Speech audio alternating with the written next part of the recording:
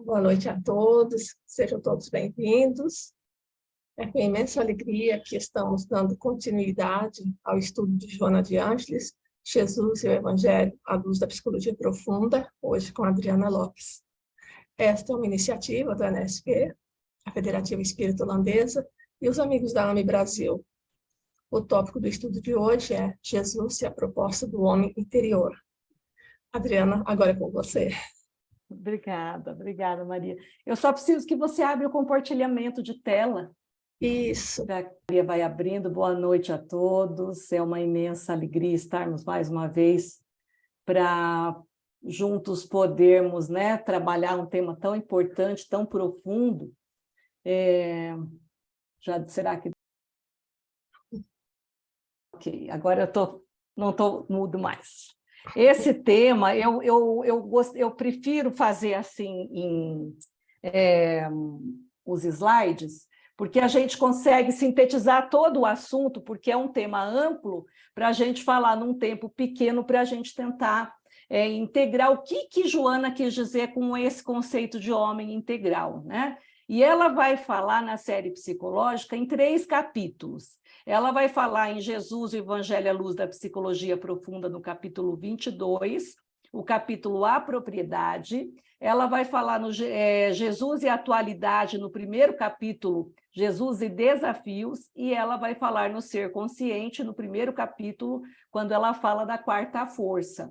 Então, no Jesus e Evangelho à psicologia profunda, quando ela fala a propriedade, Jesus elucida, então, o que é a verdadeira propriedade. Então, aí a gente vai estar entendendo o que é esse homem integral, né? Esse homem interior, né? Então, a dimensão de homem interior fala de uma realidade espiritual e do que implica essa caminhada espiritual do ponto de vista de realizar o homem interior. Então, nós somos espíritos milenares que fomos criados por Deus, tivemos um início e não teremos um fim, nós somos fadados ao progresso. Nosso objetivo é a perfeição. E como que nós vamos atingir a perfeição? Pelo desenvolvimento desse homem interno, que é o Deus em nós, né? E quando Jung propõe essa questão da individuação, a Joana vai citar lá no livro Ser Consciente que a construção de um lugar do ser no mundo é uma imagem de nós mesmos que tem a ver com a consciência de ego, né? E, a partir disso, um movimento que vai aprofundando em nós mesmos e passa pela sombra, depois o inconsciente, os conteúdos arquetípicos, a ânima, o ânimos, que vai nos vinculando ao self. Então, aqui tem uma imagem do que seria essa psique humana, né? Então, o que é desenvolvendo esse homem interior? É fazer esse ego, esse eu, ir mergulhando nesse inconsciente pessoal a princípio, aí vai entrando em contato com sombra, com ânimas, até ele chegar nesse self, que é esse espírito, o conhecimento de si, né? Que é o fruto desse homem interior aqui. Então, o que é isso? Como que é esse processo? É o momento de realização do self como um segundo Adão. Olha que interessante essa ideia, né? Não mais a consciência do ego, aquele ego que a gente viu lá no aparelho psíquico, mas uma consciência realizada, plena e conquistada. Aquilo aqui, né? Nessa pergunta que Kardec faz, onde está escrito as leis de Deus? E a resposta dos espíritos nos diz na consciência. Então, não é a consciência do ego, é nessa consciência do espírito. Por isso que o Jung fala desse segundo Adão. Não é esse Adão que descobre quem ele é no aqui e agora, nessa vida encarnado, mas é quem ele é enquanto espírito milenar. Então, pode-se pensar que esse processo de busca é um cultivo de valores do espírito, e isso é esse homem interior. Então, quando ela fala homem interior, ela está nos dizendo sobre esses valores espirituais, o que realmente o espírito tem como valores, né? Vai depender do grau de evolução que ele está, né? Então, essa consciência ética de comunhão com o universo de alguma maneira, é essa caminhada desse homem interior. Então, é quando aquele ser já não está mais buscando só o terra a terra, e ele vai buscando essa conexão, né, até aqui na imagem, com os elementos, né, água, terra, fogo, ar, a conexão com a natureza, a conexão com os animais, a conexão com os espíritos, o desenvolvimento da intuição, da telepatia, tudo isso é esse homem interior que faz, não é o ego, não é essa consciência rasa que a gente tem, né? E é por isso que a Joana fala que Deus, ela dá um outro termo como Deus fosse a verdade, né? Então, quando ela escreve o livro Em Busca da Verdade, traduzindo seria Em Busca de Deus. E ela fala que esse Deus está na consciência, está dentro de nós. Então, quando eu atinjo Deus em mim, eu consigo me conectar com esse Deus na natureza, né? Então, esse homem interior é o desabrochar dessa verdade que é Deus, que está em nós. E a realização dessa verdade, não só enquanto movimento que se apresenta dentro de nós, mas na relação com o mundo, com as pessoas, e de alguma maneira tem que se expressar na vida, né? Temos o compromisso com as nossas relações, com a nossa cultura, com a sociedade, e isso implica estar no mundo. Então, a importância desses grupos, né, para a gente de troca, é porque são nessas relações que a gente vai desenvolvendo em nós o homem interior. Então, a gente às vezes acha, né? Eu estou ajudando o outro quando eu faço um grupo de estudo. Não, ao contrário. Eu me relaciono com o outro, mas eu sou o que mais ganho, né? Porque a partir dessa relação a gente vai estar desenvolvendo esse Deus em nós, né? Então, aqui ela começa a falar do conceito da propriedade, né? Porque lá na propriedade ela vai falar que a propriedade é algo útil. Então, a gente vai falar dessa, né, que não tem lá a verdadeira propriedade que Jesus nos coloca.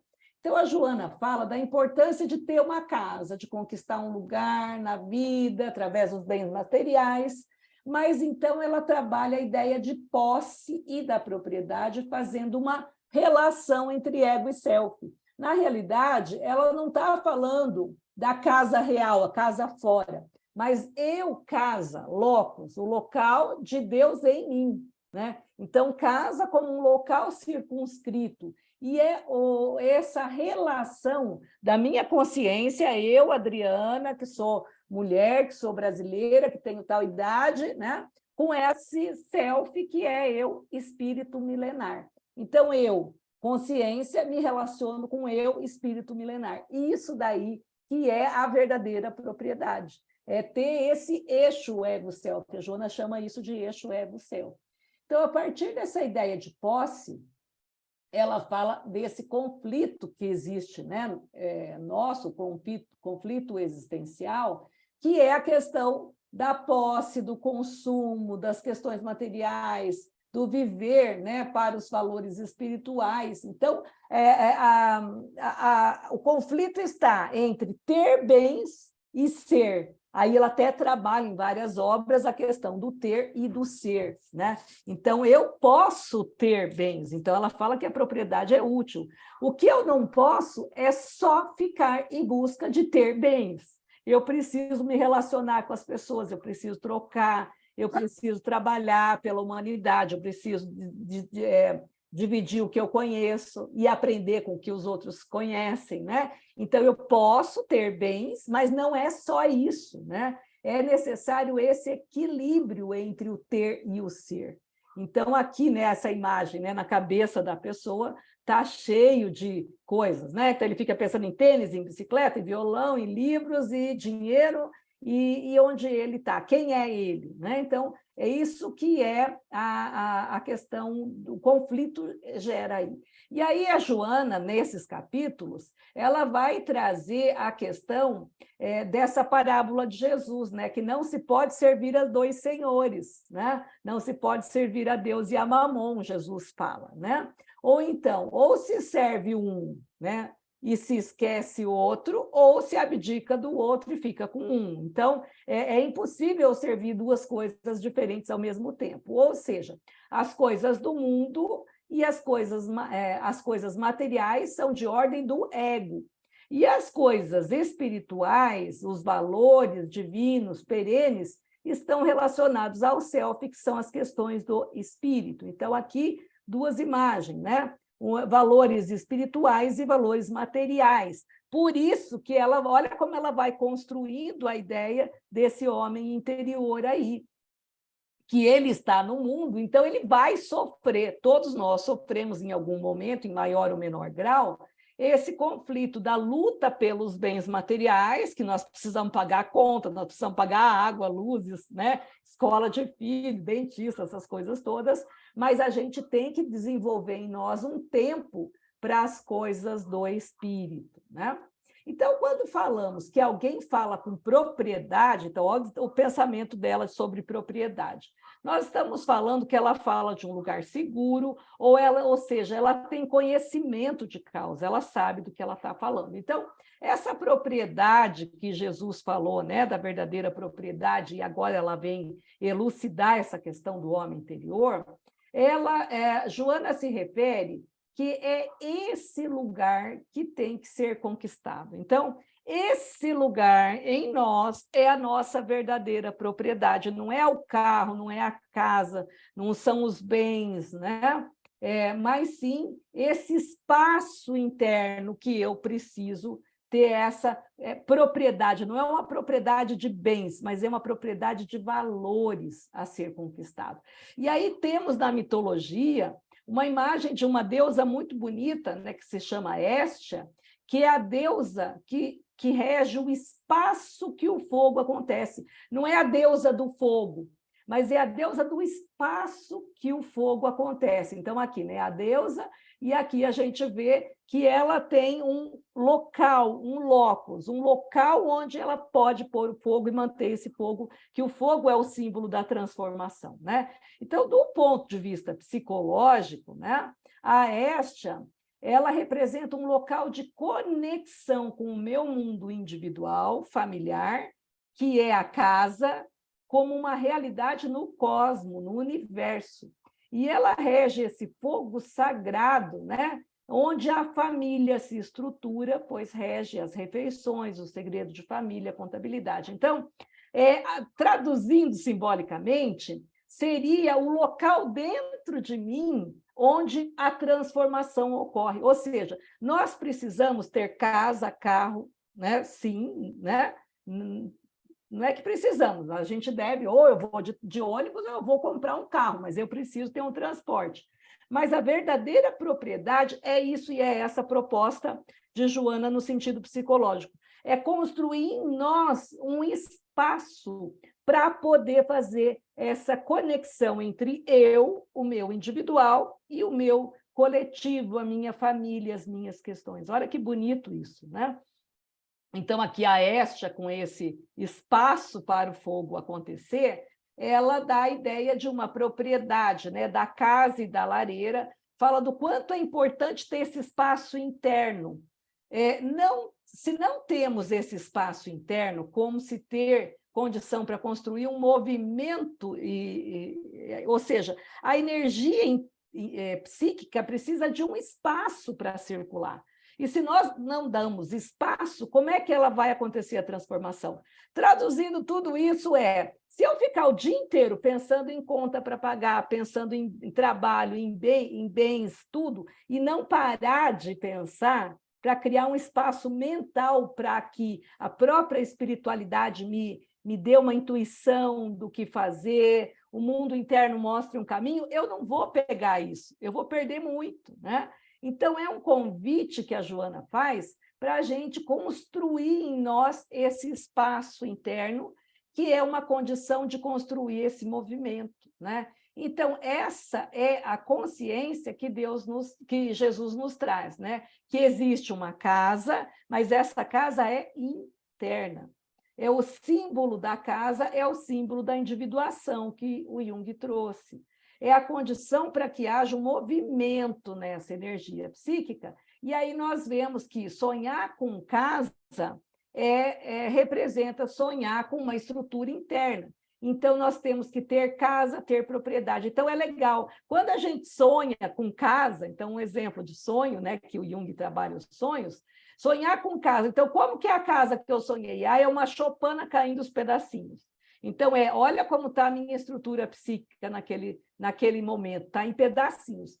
Mas eu sonhei com uma casa com 2, 3 andares, uma casa grande. Então, olha, a minha estrutura psíquica, o meu espaço mental está estruturado entre consciência e inconsciente, né? Então, 2 andares, em um é a consciência, o outro inconsciente. Mas tem um sótão, tem um porão. Então, aí a gente vai tendo uma ideia, né, dessa estrutura psíquica através do sonho. Então, olha que interessante isso, né?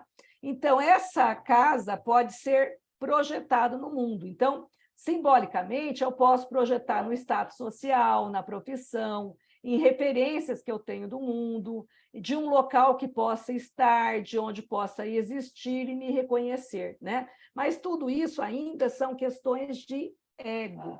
Quando a Joana vai falar de uma casa, é uma casa simbólica que pode ser, né? Então, simbolicamente, pode estar representando esse corpo como a casa do meu espírito, né? Ou, acima de tudo, de uma dimensão de consciência. Então, conscientemente, eu consigo desenvolver espaço para entrar em conexão com o meu mundo interno e com os espíritos, né? Então, quem é médium tem espaço para captar a psique externa, que é um espírito, né? Então, o médium, ele tem esse espaço para captar o externo, mas ele precisa também desenvolver o espaço para captar internamente as suas estruturas e realizar esse diálogo interno, né? Então, não apenas a consciência do ego racional, cognitiva e reflexiva, mas a consciência que reflete um sentir e se reconhecer como um ser espiritual. Então,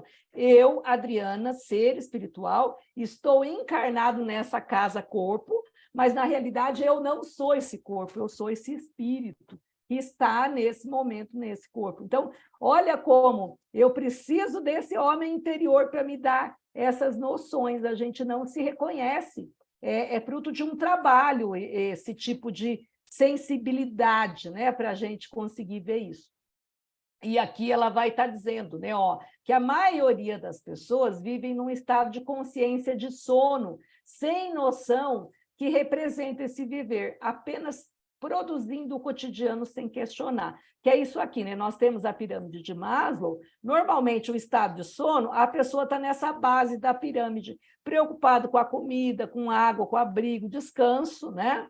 Às vezes já vai para essa questão da segurança física, saúde da família, mas ela não consegue completar a pirâmide, e a gente tem que ir além da pirâmide, né? Porque além das questões de amor, amizade, família, comunidade, reconhecimento, status, autoestima, a gente precisa da transcendência. Então, para que eu desenvolva esse homem interno, eu tenho que passar por toda a pirâmide e ir além, e preciso me conectar com algo na transcendência, um Deus, né? A espiritualidade, o mundo dos espíritos, e automaticamente com o meu mundo interno.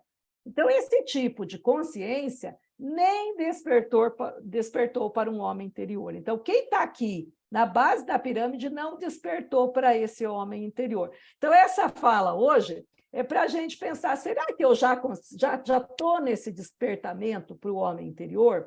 Se eu não estou ainda, em que parte da pirâmide que eu estou e o que eu posso fazer para esse despertar, né? A série psicológica todinha é um convite para esse vir a ser, é um convite para despertar isso, né? Está preso na consciência limitada, então, quem está em estado de sono está preso na consciência, vivendo apenas as funções fisiológicas, na consciência coletiva, e não apenas na consciência individual, que é pior ainda, né? Ele tem os valores dele, mas ele ainda está preso no que a sociedade acha, o que a sociedade espera, né? E aqui ela já vai começar falando como a gente faz para desenvolver esse homem interior. Primeira coisa, temos que reconhecer que somos diferentes dos nossos pais, desidentificando deles para ser algo a partir de nós mesmos. E esse pai, a princípio, é o pai e mãe, depois é o pai e igreja, pai e escola, pai, né, pátria, E aí a gente precisa saber que nós não somos nem melhores nem piores, somos diferentes. E a partir dessa diferença, a gente vai se construindo enquanto o homem integral, né? Mas é aí que somos engolidos no universo da consciência coletiva e acabando. Então, quando a pessoa se sai dessa questão de pai e mãe, ela cai no que a sociedade espera. Então, ela precisa usar a roupa da moda, ela precisa ter o carro da moda, ela precisa ter os bens da moda, porque ela acha que ela precisa corresponder ao que a sociedade espera dela. Aí, o que acontece? Acontece duas coisas, né? Acabamos não tendo consciência de nós mesmos, da caminhada desse encontro pessoal, e acabamos tendo que atender esses anseios da nossa alma de forma lúcida, ou seja, não conseguimos atender o anseio da alma de forma lúcida. Então, olha como é complicado ficar preso no que o outro espera de mim. Então, a primeira coisa é desidentificar dos pais e depois desidentificar do que a sociedade espera de mim, para que eu consiga chegar no que eu espero de mim e o que é que eu vim aqui na Terra fazer afinal. Então, o ego é necessário, porque sem ele a gente surta, né? Não tem ego, não tem base com realidade. Mas a questão é relativizar esse ego, ou seja, ele deve estar a serviço do self, que é o espírito. E nesse embate, né? Por isso que é um desafio entre nós e conosco mesmo. Aqui está lá no capítulo de Jesus e Atualidade, Jesus e Desafios. Então, o maior desafio que ela coloca nesse capítulo primeiro é esse embate conosco mesmo, porque é aí que eu vou desenvolvendo consciência. Os desafios que se dão a partir da realidade da família, de questões que envolvem o nosso estilo de ser, né? Então, a responsabilidade está no teor dos pensamentos e sentimentos, como eu faço esse movimento e me relaciono com ele. Somos marcados pela infância por questões emocionais que podem não nos desvencilhar, permanentemente ligados a essa forma de ver o mundo, mas, ao mesmo tempo, somos herdeiros de nós mesmos. Ou seja, apesar de toda essa questão da educação, nós trazemos em nós ainda os impulsos de um passado, né? Frutos das existências anteriores. Por isso que a Joana fala, né, que cada um é herdeiro de si mesmo. Ou seja, nós somos herdeiros do espírito que nos habita, né? Que habita essa casa que é o corpo. Então, se é um espírito evoluído, esse corpo, por mais que ele, igual Jesus veio para um corpo primitivo ainda, né? Porque perto da evolução dele, o corpo que ele assumiu, ele teve que ter um preparo por muito tempo para o perispírito poder descer e encarnar na Terra, né? Mas ele era um espírito puro já. Então, ele não ia sentir o que a gente teve. Então, se é um espírito puro, ele não vai sofrer as paixões da alma, porque ele já passou por isso, ele já integrou, né? Então, quando as marcas da infância ou de um passado espiritual são muito fortes, nós somos vulneráveis e temos que lidar com isso. Então, qual que é a questão? Tem duas questões. Não dá para fugir das coisas da vida e talvez não se tenha consciência da capacidade de conseguir discriminar ou sair ileso desses elementos. O importante é fazermos as tarefas da melhor forma possível. Então, a gente, tendo consciência ou não tendo consciência, o importante é que a gente possa fazer tudo que nos chega da melhor forma possível, né? Então, aqui ela vai falando como que a gente vai fazer esse processo para desenvolver o homem integral.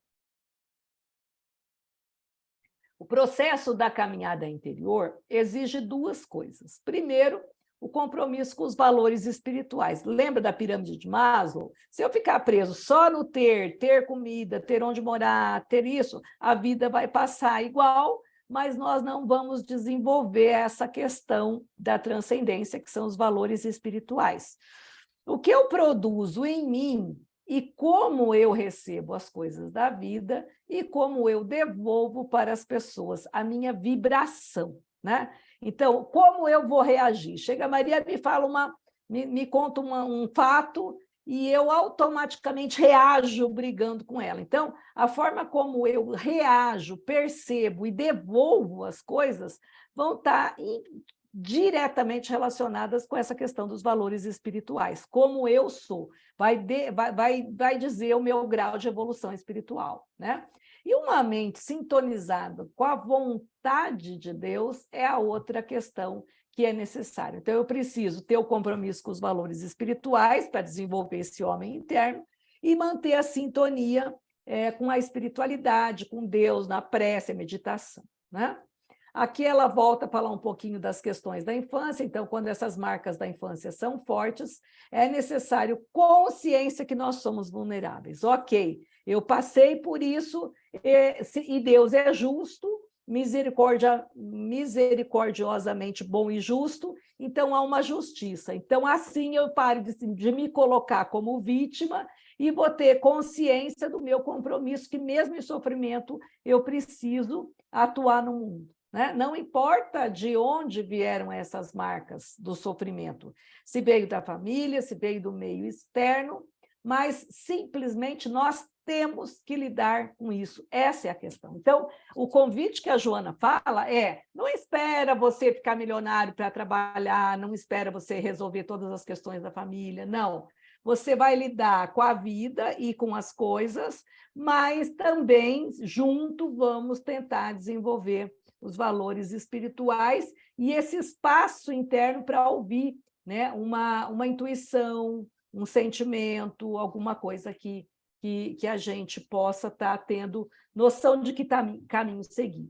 E aí ela traz para exemplificar o homem integral, Jesus, né? Por isso que aí ela busca lá em Jesus e atualidade, e ela fala que tudo na vida são desafios a resistências. A vida é feita de desafios, então é isso, né? A gente adoece, a gente tem, né? Passamos por uma pandemia, passamos por dificuldades financeiras, dificuldade de toda a ordem, né? Muitos de nós perderam muitas pessoas queridas nessa pandemia. Então, olha, todos esses são desafios existenciais, né? Vamos viver a desagregação da matéria, ou seja, a morte, que está em transformação. Então, nós vamos sofrer a transformação da matéria, a transformação do espírito, a transformação do planeta. O planeta está se transformando, né? Estamos passando por uma transição que a Terra está passando, deixando de ser um planeta de provas e expiação para ir para uma era de regeneração. Então, até o planeta se transforma. Então, nós vamos sofrer esses desafios.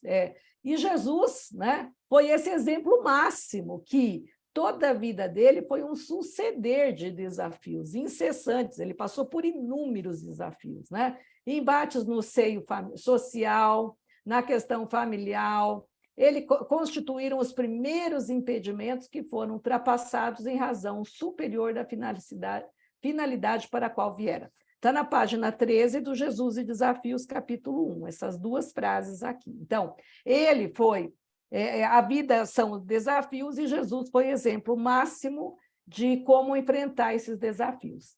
Aqui é uma coisa interessante que diferencia a doutrina espírita de outros credos, porque ele acrescenta isso, né? Ó, a Joana diz assim, ó, ele não aceitou carregar o fardo do mundo em caráter de redenção dos outros, mas ensinou cada um a conduzir o seu próprio compromisso em paz da consciência.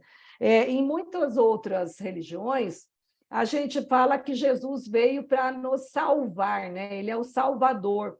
E a Joana fala, não, ele ensina a gente a conduzir o nosso próprio fardo, né? Ele não assumiu as tarefas alheias, nem deixou de demonstrar como fazê-la. No entanto, altaneiro, sem submissão covarde. Então, ela mostra que ele ensina, ele nos dá exemplo, né? Mas, olha aqui, cada um tem que carregar o seu próprio fardo, mas com Jesus o fardo é leve, porque nos dá a própria compreensão. Aqui é importante.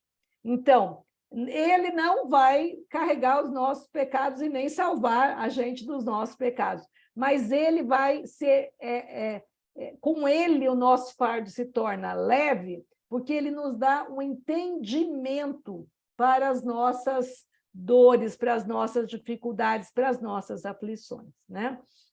Então, Jesus sempre foi desafiado pelos doutores da lei, pela inveja alheia, pela mesquinharia do mundo e pelas situações de provocações. Então, se a gente voltar lá, né, no Novo Testamento, quando fala de Jesus, a gente vai ter inúmeros exemplos em que Jesus era testado, né? Ele continuou íntegro e esse é o caminho. Então, o primeiro modelo é continuar íntegro apesar de todos os desafios que a vida nos dá. Se mantém íntegro em nossas questões, sem revolta e sem medo. Esse é o caminho. Então, nós temos que ter esse entendimento de que nós não precisamos nos revoltar com isso, né? E nem ter medo, mas que ele vai nos mostrando um caminho. Enfrenta os desafios da tua vida. Aqui é a Joana falando, né? Ela está dizendo: enfrenta os desafios da tua vida serenamente. Não aguardes comodidades que não mereces. Reduz a tua marcha, preservando os teus valores íntimos e aumentando-os na ação diária. Se manter íntegro, em nosso caso, é ser fiel a nós mesmos, àquilo que nós já sabemos, aos nossos valores, à consciência que nós já temos, né? É difícil porque nós somos divididos. A neurose é isso, essa divisão mental, essa divisão na consciência, e essa integridade fala de uma decisão interna. Então, nós precisamos ter a decisão interna de não mais ser aquilo que os nossos pais queriam que nós fôssemos, que a sociedade espera que a gente seja, mas que a gente possa decidir ser quem nós já somos. E isso tem que ter coragem. A Joana fala muito da importância da coragem. E o exemplo que a gente traz dentro disso é: eu quero deixar de fumar, mas eu gosto de cigarro. Tenho consciência de que o cigarro faz mal, tanto física quanto espiritualmente, sou íntegro em relação a isso, e ainda me corrompo e me deixo levar aos apelos internos. Então, eu vou sabendo que fumar faz mal, que fumar provoca doença, provoca câncer, né? Eu, mesmo assim, continuo fumando, né? Ou eu vou... de certa forma, não, eu vou deixar de fumar porque eu sei disso tudo. Então, olha como isso gera conflito, né? Então, desenvolver o homem interior é muito difícil. Exige esforço, exige dedicação, exige decisão interna e exige integridade às coisas que a gente já conhece. Mas a grande questão é que a gente nem se conhece, né? E está lá na 919, né? Qual é o caminho para resistir à atração do mal? Conhece-te a ti mesmo. Então, como é que eu vou ser íntegro e vou ser fiel ao que eu sou se eu não sei o que eu sou? Né? Então, toda a série psicológica é um convite para que a gente olhe para si e vá se conhecendo e vai tendo essa decisão interna de manter essa integridade, de pagar o preço de sermos fiéis a nós mesmos, né? Aí Joana vai falar assim, lá na página 14 do Jesus e Atualidade. Ela fala assim: quem teme a escuridão perde-se na noite. Sê tu aquele que acende a lâmpada e clareia as sombras. Desafiado, Jesus venceu. Segue-o e nunca te detenhas ante os desafios para o teu crescimento espiritual. Linda, né? Então, a sombra que ela se refere aqui, não é nem tanto a essa sombra do planeta, né? Mas é a nossa sombra pessoal, né? Opa, eu acho que passou aqui. É a sombra pessoal que nós precisamos ir identificando em nós para poder se conhecer. O autoconhecimento, o primeiro passo é entrar em contato com essa sombra e descobrir quem eu sou de fato. E não é tão agradável assim, né? A gente vai descer do pedestal achando que a gente é o borogodó e vai ver que a gente ainda é egoísta, a gente ainda não é nada humilde, né? E que a gente precisa da caridade, da nossa caridade, porque o Jung tem uma frase linda, né? Que ele fala que se nós soubéssemos que nós somos aquele mendigo mais pobre que precisa da nossa caridade, a gente conseguiria dar colo para esse mendigo e ia ter a caridade para com ele, né? Então, exige humildade, eu acolher os aspectos sombrios da minha psique. Então, essa é a proposta de Jesus para o homem interior, é acender a luz, né? Jesus falou, brilhe a vossa luz. Ou seja, cada um de nós já temos dentro de nós uma fagulha de vida que é Deus dentro de nós. Então, nós precisamos entrar em esse contato com Deus em nós e, a partir daí, acender essa luz que já existe. Não é que eu já sou um espírito de luz, não. Deus colocou em mim a possibilidade de me tornar um espírito de luz. Então, eu tenho que ir lá dentro, dar um espaço para que esse fogo venha. Quando a gente vai acender uma vela, uma chama, a gente não precisa até de oxigênio para esse fogo pegar, porque se tem tanta coisa, o fogo nem pega. Então, como que eu coloco fogo para transformar se não tem espaço? Então, o homem interior, essa é a proposta, é acender essa luz dentro de mim, trazer a luz para a nossa sombra, integrando-a e trazer a luz para a humanidade. Acender luz é o nosso compromisso. A luz que já existe em nós, com os nossos compromissos, no amor que nos move, e poder ter um compromisso com isso. Então, ter um compromisso comigo. Às vezes, eu me lembro que eu achava antes que era egoísmo. Eu tinha que ir lá evangelizar na casa espírita porque o outro precisa da minha evangelização. Tá, também é importante, claro que é. Mas eu preciso desenvolver algumas horas de estudo para evangelizar a mim mesmo. Como eu vou lá evangelizar o outro se eu não vou ter um pouco de tempo de estudo, né? Me dedicar à minha autoeducação e acender a luz que eu trago em mim, porque Deus colocou, então está ali, né? Se Deus colocou essa luz, ela já está ali, né? Por isso que ele disse, brilhe a vossa luz. Então, interioridade é mais do que um espaço físico, né? Então, interioridade é um objetivo de vida, é uma qualidade interior, uma qualidade de interioridade. É esse espaço de olhar para si, de poder refletir e trabalhar várias questões, como, né, onde a gente consegue esses espaços. A terapia é um espaço, a arte é um espaço, a visualização terapêutica é espaço, a contemplação é um espaço. Aqui, esses dias, eu estava assistindo o Alberto Almeida, e ele falou uma coisa tão bonita, ele falou assim, que nós ocidentais não sabemos meditar, né? E eu não sei mesmo, eu falo, meu Deus, eu preciso fazer um curso de meditação. Aí ele falou assim que não, que a gente ensina os filhos, as crianças, né, os bebês a meditar, quando a gente olha um passarinho e fala, olha lá o passarinho, aí a criança olha e fica acompanhando, né? Então, ele fala que nesse tempo que a criança para olhar o movimento do passarinho voar, ele é uma meditação, que é o momento de parar e contemplar. Então, a gente já consegue, isso é criar o espaço.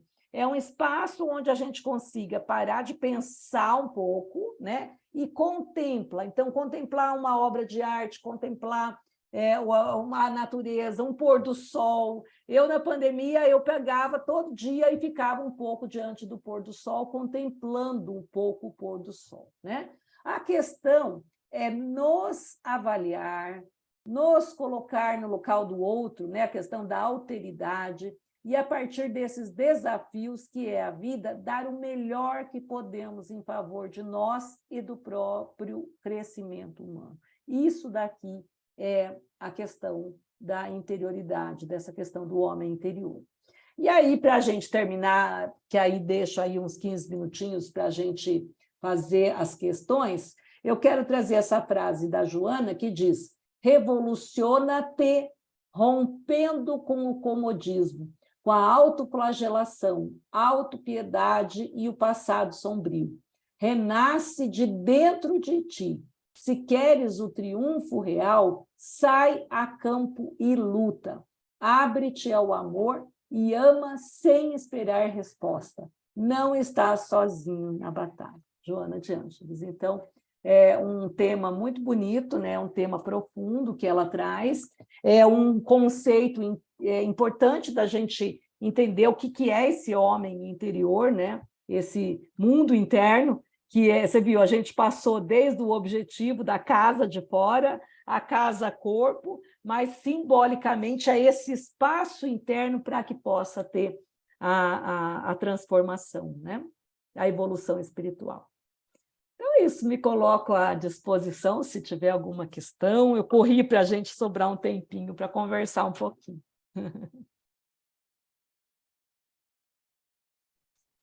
Obrigada, Adriana, foi muito bom, muito material para reflexão, né?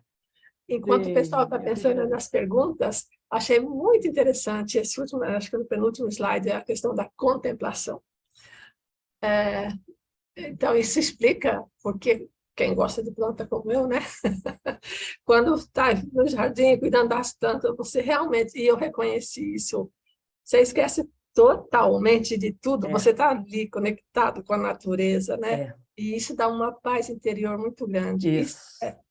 é, a gente, essas coisas, esses detalhes pequenos passam na vida da gente e a gente perceber, né?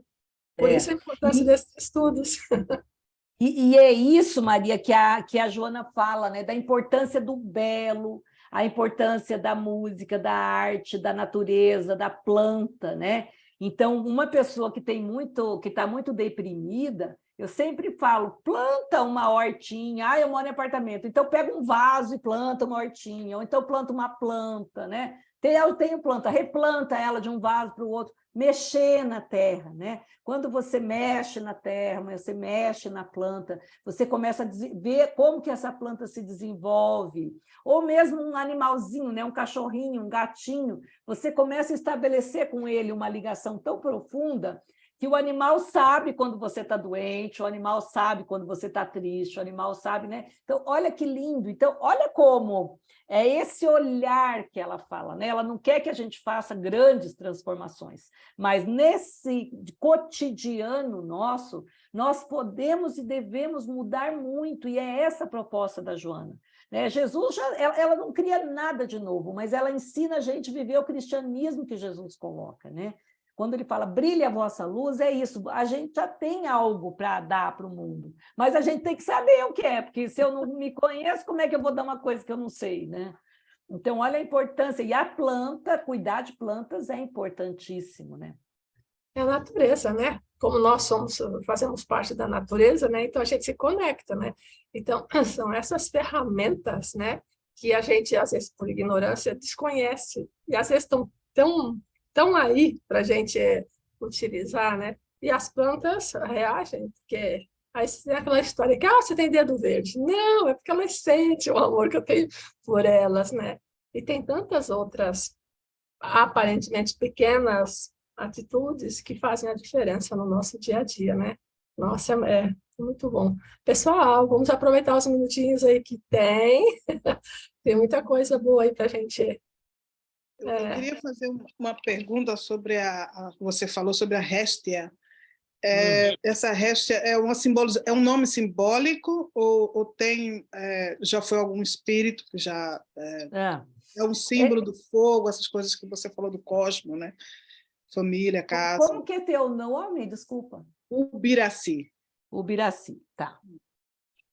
Então, o Biraci é assim, ó, a Joana de Ângeles, ela trabalha dentro de uma linha, de uma escola da psicologia, que é a psicologia analítica ou a psicologia junguiana.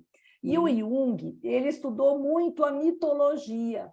Então, a mitologia grega, especialmente a mitologia grega, mas ele estudou também a africana, estudou, né? A gente faz agora aqui, nós analistas junguianos fazemos esse paralelo com a mitologia brasileira, né? Os orixás, né? São todos arquétipos desse inconsciente coletivo. Então, Hestia é uma deusa grega que ela tem esse nome, a deusa Hestia, né? Tanto é que lá tem a imagem, né? Até coloquei lá um desenhinho dela. Mas o que seria? Por que Jung e Joana traz os mitos? Porque o mito é o que ela dá o nome de arquétipo. O que é arquétipo? É uma tendência a alguma coisa. Então, todo ser humano, seja ele brasileiro, seja ele europeu, seja ele americano, hindu, índio, não importa, todo ser humano tem a tendência a ter em si a possibilidade de gerar um espaço para a transformação. Então, há essa possibilidade de gerar um espaço interno para que eu possa me conhecer, conhecer o mundo, conhecer a pessoa que está à volta e me conhecer, a esse nome equivale a essa deusa grega que se dá o nome de Hestia. Então, é uma tendência humana a ter um espaço. Outra, por exemplo, outro deus muito famoso é o Zeus, né? Zeus é o deus dos raios. Aí eu falo, qual de nós, quando está brabo, não tem a tendência a jogar raio em tudo que passa na todo frente? mundo, Então, isso é arquétipo. Traduzindo de uma forma bem simples, o arquétipo é isso. É uma tendência. Eu gosto quando o Gels fala, né? Ele fala assim, arquétipo é o ar que é típico. Então, esse aspecto, essa carinha típica humana de quando está bravo, joga raio. Quando a gente nunca foi mãe, mas a partir do momento que você engravida, que o bebê nasce, o bebê desperta na gente o desejo de cuidar, é o arquétipo materno, né? E aí a gente vai ver as grandes mães. Olha que exemplo legal. A gente tem Nossa Senhora Aparecida aqui no Brasil como uma grande mãe. Em Portugal é Nossa Senhora de Fátima, né? Então, a gente vai ver em todas as culturas uma grande mãe. No México é Nossa Senhora de Guadalupe, né? Eu não sei aí na Holanda quem que é a Nossa Catarina. Senhora. Então. Catarina. Veja. Então, é uma grande mãe. Então, todo povo, toda cultura, toda raça vai eleger uma grande mãe. E aí ela vai ter uma cara. A nossa brasileira, ela é negra, ela foi encontrada na história do Rio. Então, aquilo é uma imagem arquetípica, é uma imagem para esse arquétipo com característica. Por isso, da Hestia. Então, a Hestia é uma imagem arquetípica para esse arquétipo dessa tendência humana de gerar um espaço interno para a transformação. Mas a gente tem que tomar consciência. Não, eu agora vou criar esse espaço. Que jeito? Vamos pensar. Todo sábado à tarde eu vou fazer igual a Maria, vou começar a cuidar de plantinhas. Isso é Hestia. É um espaço onde ela vai parar de pensar e vai começar a entrar em conexão com uma planta. Ou ela vai brincar com o cachorrinho no fim da tarde, toda tarde, ela vai parar de trabalhar, vai ficar 10 minutos com o cachorro. Entende? Isso é Hestia na nossa vida.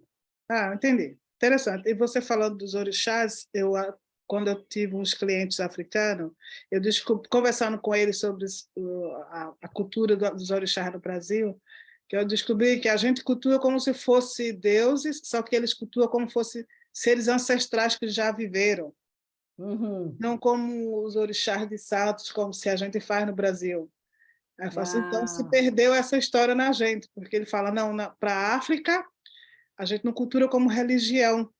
Nós temos as nossas religiões, os orixás, toda a cultura que vocês cultuam, cultuamos os nossos ancestrais. Já viveram, vieram para nos ensinar. Sei. E quando eu vi a palestra qual é o nome dele? Léo, não sei do que, sobre Joana de Ângeles também, sobre o espírito Hermínios, né? Ele fala, os preto velhos, aqui a gente cultua de uma forma, mas eles foram na África, espíritos que reencarnaram por ser sábios, vieram para dirigir as nações como sábios. Só que lá eles têm como preto velhos, lá significa senhores sábios, para nós colocamos como preto velhos por causa da tendência da cor. Né? Essa coisa é interessante você falar, mas aprendi isso. E para a psicologia, esse orixá, esse deus grego, esse deus romano, né? São energias da natureza. É diferente de ser um... Porque, assim, ó, no Umbanda e Candomblé tem uma diferença entre orixá e o que viveu, né? O orixá mesmo, ele é uma energia, né? Da natureza. É uma energia da água, do rio, de água doce, né? Então, são energias. É mais próximo do conceito que a gente tem de arquétipo. Porque se é alguém, então, um preto velho que viveu... Porque, ó, o preto velho não é um orixá. Não. Ele é uma entidade, então, ele teve uma encarnação. Então, ele podia ser, né, vamos dizer assim, ele não é uma energia da natureza, igual, Não. por exemplo, eu não sei o nome das deusas africanas, né? Mas eu sei que tem da água doce, da Iemanjá e da água salgada, né? Então, são energias da natureza. E na Grécia Antiga, eles estudaram muito essas energias para mostrar assim, ó, porque nós, espíritos, somos energia. Por que a gente fica cansado quando chega perto de uma pessoa muito sofrida? Porque a gente perde energia, né? O nosso campo energético perde energia para essa pessoa que está em sofrimento, né? Quando eu comecei a trabalhar no consultório, logo nos primeiros 6 meses, eu engordei, eu acho, com 5 quilos, porque como eu perdi energia e eu não sabia lidar com essa questão energética, eu interpretava, olha a falta de consciência, eu interpretava que eu estava com fome. Não era fome de comida, era uma fome de energia, porque eu estava sendo sugada energeticamente. Aí que eu comecei a estudar em mim, fazer supervisão. Então como que eu vou lidar com a minha energia para eu estar bem e poder trabalhar com a energia do outro sem perder a minha? Então, somos energia, né? E os arquétipos são essas tendências a alguma coisa. Né? Obrigada da pergunta, foi uma pergunta importante. Muito interessante, eu gostei, foi ótima aula. Que bom, obrigada.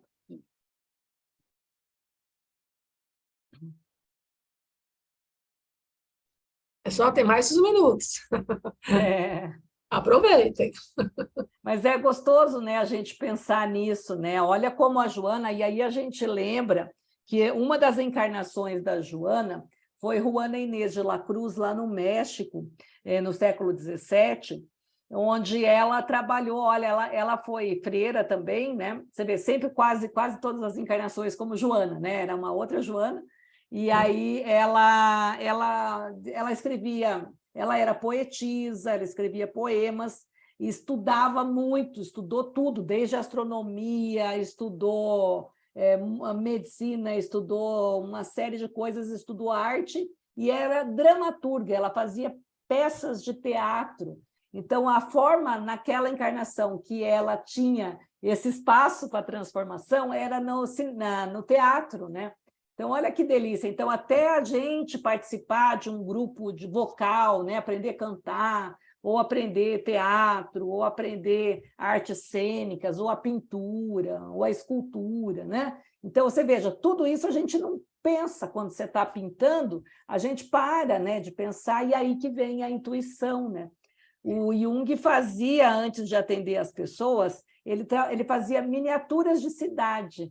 Então, ele fazia mini casinhas, né? Fazia as igrejas, as ruas, né? Os carros. E aí ele ficava pelo menos 1 hora brincando, né? Olha que interessante. Né?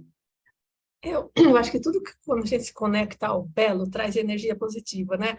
E eu volto à questão da natureza, porque eu acho que eu sou muito natureza nesse ponto. E eu acho assim, eu acho que um dos momentos assim, muito transcendentes que eu vi foi olhando simplesmente... eu trabalhei num lugar em Amsterdã que perto tinha roseiras e roseiras centenárias, não sei de quando era, porque pareciam umas árvores. E eu me lembro de um dia que a gente estava super carregado de trabalho, eu escapei, vou dar nas minhas roseiras. E quando eu olhei para uma rosa amarela, eu tenho foto dessa rosa, foi um momento super transcendente, sabe? Quando você vê Deus ali naquela beleza, naquela... E eu fiquei assim, acho que alguns minutos lá olhando, falei, meu Deus, como pode? Essa flor vem da terra com tanta beleza, com tanta sutilidade, delicadeza, cor. Isso é Deus, gente. Ninguém pode né, duvidar. Quando você olha uma coisa dessa, não dá para ter outra ideia de Deus, essa força criadora, né? E foi um momento muito transcendente, sabe? E vários outros, mas geralmente conectados à natureza. O perfume, né? O perfume da flor é único, de uma é um, de outra é outro. Então, olha que coisa. A textura, né? A textura. E indo para um lado mais prático, eu acho que a gente nunca se dá conta que os remédios que nos curam vêm das plantas, né? Muitas vezes, né? Claro, tem aí a questão agora, os remédios alopáticos nem tanto, né? Alopáticos. Mas as plantas fornecem medicação, né? Medicamentos para que a gente Precisamos curar nosso corpo, a nossa mente. Então, estamos muito conectados aí, né? E, claro, tem muitas outras formas da gente se conectar a Deus. E até, né, Maria, dialogar com esse corpo doente, né? Por exemplo, eu, quando eu estou com alguma dor, então, eu coloco, por exemplo, falando em orixá, eu estava numa palestra onde o professor de São Paulo veio aqui falando da mitologia, os gregos, e aí ele foi fazendo a ponte com os africanos. E aí ele falou assim, ó, o que é o Exu? Eu não conheço muito bem essas, né, porque eu nunca fui dessa área, não estudei. Aí ele disse que o Exu seria uma energia, ou um espírito, para quem é da religião, que cuida das encruzilhadas, das fronteiras, de tudo que... Quando tem um umbral, né, um portal, tem um Exu que cuida. Isso para quem acredita nisso. Então, o que é essa energia? Aí ele falou, na cidade, o que é um Exu? Só para a gente entender a energia e tirar essa coisa de religião, olhar psicologicamente para uma imagem criada coletivamente. Por isso, disso está o mito. Se eu olho para o meu sonho, que nem ali, eu sonhar com casa, eu estou sonhando com a minha casa mental, e tenho uma ideia de como está a minha estrutura nesse momento, então o mito vai falar também de uma estrutura coletiva. Então ele falou assim, numa cidade, o que é um Exu? Ele falou, o Exu é o semáforo, porque o semáforo está lá, tem uma rua que vai e uma que vem, né? Então, um sentido direito, o outro esquerdo. Então, esse vai para cá e vem para cá. Então, para aqui, fica vermelho, então fica verde, vai tudo nesse sentido. Aí esse fica verde e aí vem nesse sentido. Aí ele falou, no corpo, nós temos Exus, ou seja, nós temos pontos de energia que são os chakras, que vão fazer com que a minha energia psíquica circule. E aí eu falei que engraçado, cheguei à noite e pensei, né? Onde é que está o meu Exu aqui, né? Será que tem algum ponto bloqueado?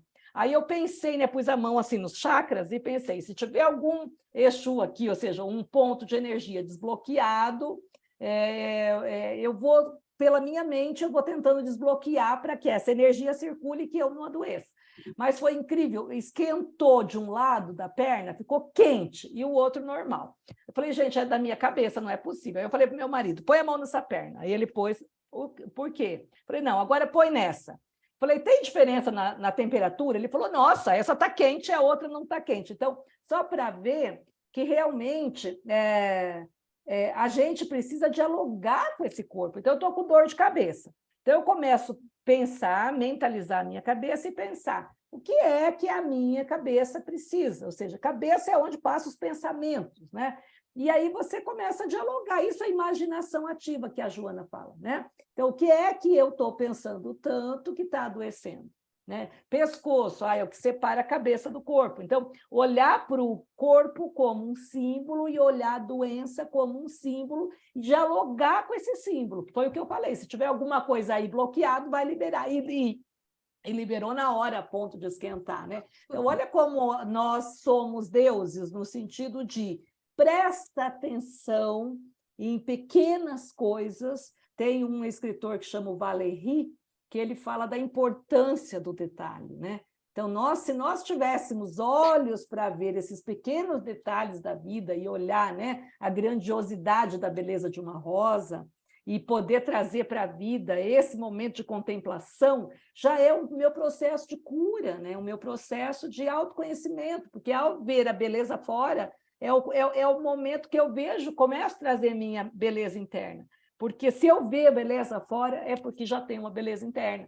Porque normalmente a gente sempre reclama fora, né? Essa pessoa não gosta dela, porque ela é isso, ela é aquilo, aquele outro. Por quê? Porque eu estou me sentindo tudo isso que eu estou falando do outro. Agora, quando eu olho uma rosa e eu vejo essa beleza, é porque você já descobriu em você a tua beleza. Isso é projeção. Então, o Emmanuel fala, a mente é um espelho, tudo que passa na frente, a gente projeta o nosso eu, né? Então, autoconhecimento é isso, é olhar cada pequena coisa, até numa doença. Opa, eu estou com uma doença no pé, o que é que eu não... Que realidade está tão difícil de entrar em contato, né? E aí olhar o sintoma como um símbolo. Mas eu acho que o nosso tempo está acabando, eu quero agradecer muito essa oportunidade, gosto muito de estar aqui, né? E eu acho que são oportunidades tão boas da gente olhar por outro prisma, né? Porque às vezes a gente vê a mesma coisa, mas quando alguém fala um outro ponto de vista, a gente cresce junto, né? Todo mundo cresce. A gente que está preparando e quem ouve, e todo mundo cresce junto, né? É verdade, Então, a gente está aprendendo muito com toda a aula que tem aqui, que vocês, nossa, mostra muitos ângulos aí da vida, de reflexões mesmo, né, que vão alargando os nossos horizontes, né? Então, Adriana, muito obrigada por hoje, teremos outros momentos, se e por Deus quiser. enquanto, se Deus quiser, e por hoje você gostaria de encerrar para a gente? Sim, claro. Eu posso parar a gravação agora, agradecendo esse Sim. momento, esperando o próximo.